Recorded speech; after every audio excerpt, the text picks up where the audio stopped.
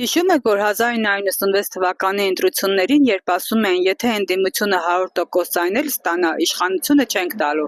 արդյոք նույնը չի Փաշինյանի արածը, որտեղ տվյալները չհրապարակած ինքն իրեն հայտարարեց հաղթած։ Դուք շատ ճիշտ եք, Նիկոլը դաժե շերը ժամը 2-ին չքնեց, դեռ 10% չէր հավաքել, ինքը իրեն հայտարարեց, որ ես արդեն վարչապետ եմ։ Հալավ ինչ էր ուզում դրանով ասի։ Որ ես եմ որ կամ, ես ծմա եղել եմ, պետք է լինեմ Հայաստանում վարչապետ։ Դա Ալիևի ու Էրդողանի թելադրանք։ Ես սա համարում եմ խայտարակություն։ Եվ վերջիվերջո մեղավորը ով է, մենք ենք։ Ամբողջ ժողովուրդն է մեղավոր։ Այս արդյունքի համար առ այսօր, այս 30-35 ասում ամեն մի ժողովուրդ արժանի է իր ղեկավարին։ Դա է էլի սոցիալական հիպնոզը։ Նախորդ ինքը դերսկի ոչ 5-10%-ը բան չի, դրանով մարդիկ հիպնոսանում են, ամեն մարդ մտածում դե որ սենց հա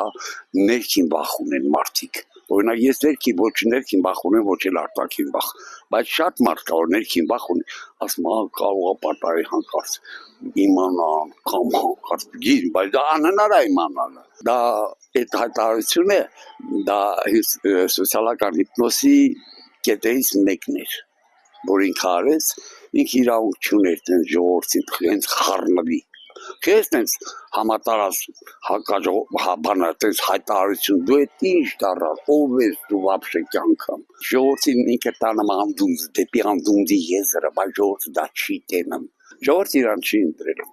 Դա ես չեմ հավատում, որ ինքը այդքան տոկոս հավաքել է, 100% չեմ հավատում։ Ճիշտ է, ժողովրդի մեջ մի հատ ինչ-որ խումբ կա, ես չգիտեմ, նա ինձ ձևյա դրանից առաջ նրանց ինչ-որ վարկերը հեչարել, բաներ արել, տենց բաներ արել է, մարդը գիտեմ, որ նրան ընտրում են, ասում են չէ, բայց նրանք չեն հասկանում, բայց այն մարդը, որ օտարության մեջ հարստացել է, այն իր ժողովրդի մար, Նիկոլնովա նա ոչ Գագիկ Ծառուկյանի, ոչ էլ Տաշի Սամոյի չափ ժողովրդական մարդ չի,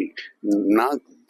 1000 անգամ, 100,000 անգամ ավելի շատ են ժողովրդի վրա իրանց ճիշտ ձևով աշխատած գումարները ծախսել։